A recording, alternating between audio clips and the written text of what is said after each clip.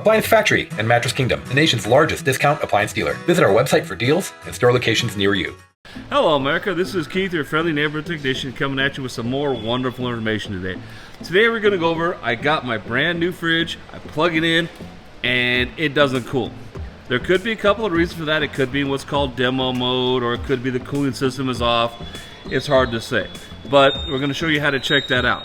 Now, on a Whirlpool, it's actually pretty easy because if you look down here, you see you've got cooling off.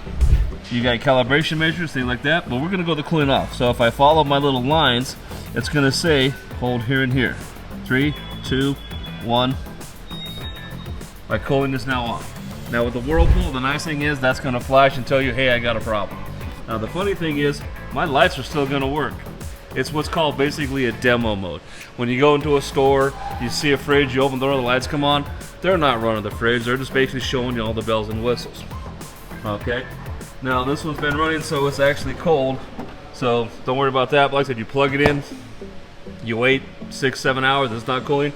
Something to look for. The nice thing about the Whirlpool here is it tells you the cooling is off. Okay, now we're going to turn the cooling back on, and if I look down here it says cooling. Okay, I'll push those together, it'll count itself down, and my cooling is now back on. Now if you've had your freezer for 6-7 months, 8 months, and it stops cooling, probably not going to be this, but it's still something you can try to find out if it could possibly have somehow there was a power outage or something went wonky.